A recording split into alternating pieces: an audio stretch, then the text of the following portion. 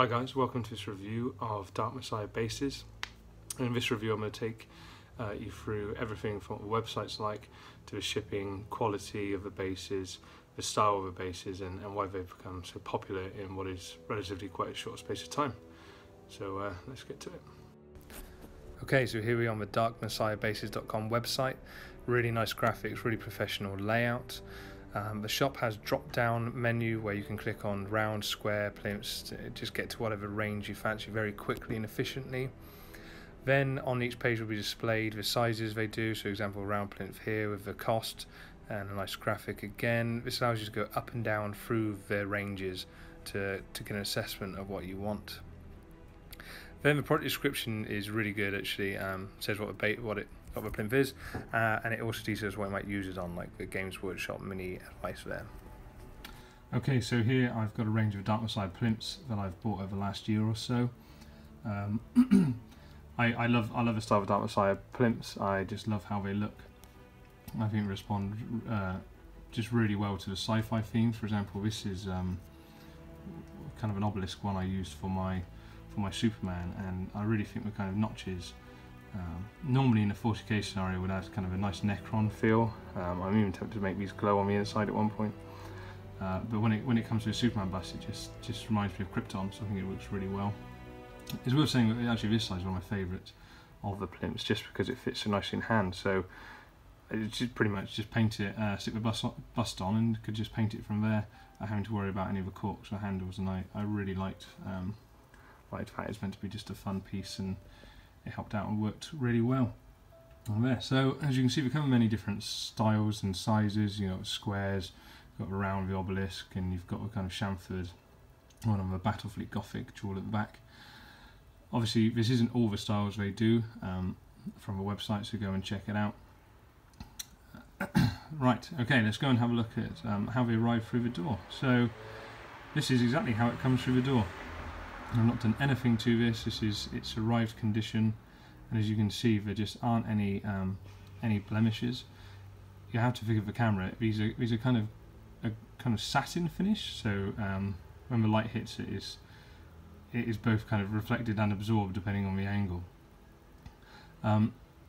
So yeah, I've never found a quality resin base quite to the same standard as this, and we'll have a look at a comparison in a moment.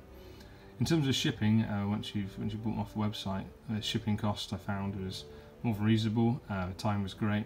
It arrived exactly when I needed it, within what you would expect. As to UK shipping, so I've never had to get anything from abroad from Darkmessiah, because I'm in the same country as they make it. But if anything goes along the lines of my experience, I'm sure we're saying for anyone abroad. Yeah, so this is completely untouched, and a real testament to actually how they ship and package these, because that item and this round one and this one all came through the door at the same time. Because of the weight and size of the package, obviously you end up paying for a second class postage. This postman meant to knock on your door, but this postman decided he'd just shove them all through and carry on walking. So despite being rammed through a letterbox, they all came out without any blemishes whatsoever, which in my opinion is due to the packaging on there. Okay, so just having a look at sizes, this little one I find is perfect for some of the smaller single figure Age of Sigmar fantasy items. This one over here holds the Sister of Silence beautifully, and I think it's just exactly the right size for this 32mm base. Allows the judges to hold it. I think it looks really smooth and sits in with the theme of it. So yeah, can't fold it there. Check out the website for all the different sizes they do. So now let's go and look at a comparison. Okay, so here we have a Darkmessiah base, and here we have another resin base from a different company. I want to pick this up and we'll have a look at this. The underside I'm not too worried about. Obviously you can see there's been sand and bubbles, but that doesn't really matter. Already I can find chips that need filling, a few little bumps that are sticking out from the mould, and if the camera will focus, there's just a few air bubbles that sit around, and a few little blemishes that put it out. This is a really good quality plinth, to be fair. Here you go, you can see the air bubbles coming in now where I've had to do a lot of sanding. But it's not to the same standard where I've had to do zero work to this one.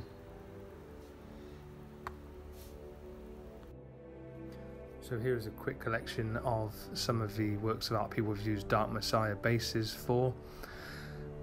And what it really lets you appreciate is how these bases fit with other miniatures of different scales. We've got some Games Workshop piece here, we've got some Nuts Planet pieces, some big, some small, and you get a really good idea from these amazing pieces of how the base can be used and used to interact with them. So it's no wonder that they are so popular with some of the top painters around the world, not just for their quality, but just how they attach and they size themselves to models. Okay, so let's have a quick summary of what I've discussed about Darkmessiah bases. So first of all, website great, easy to use, easy to navigate, and I can get to the products I want nice and quickly. And that's really important for me because I don't have the time or can be bothered to go messing around with websites that don't function correctly or have bad search functions. It's really hard to just drill down to what you want. It's a real simple layout and it works very quickly and effectively. Shipping, good price, good speed, and the fact that it survived Royal Mail shoving it for a lesser box means packaging is spot on as well. Quality, as I said before, they're the highest quality resin plinths I've come across, and I think that explains why some of the greats like David Sopers, Andy Warders, etc. are using them so commonly when it comes to resin plinths. Style, I love a style, and I think it's really great for the sci-fi theme. And I understand why they've become so popular just because of that look and the quality. I'm going to give them a 9.5 out of 10. The reason why it's not a 10 is because the personal reason is the 0.5 is just because I don't think they go as well to fantasy, and I love to see Darkmessiah do a kind of fantasy style range, but that's just my personal opinion. So the website should be in the link in the bio, along with some of the comments and links about the painters that I showcased in there. So feel free to subscribe, share, or leave a review. That'd be great. Okay, hope you had a good time. See you next time.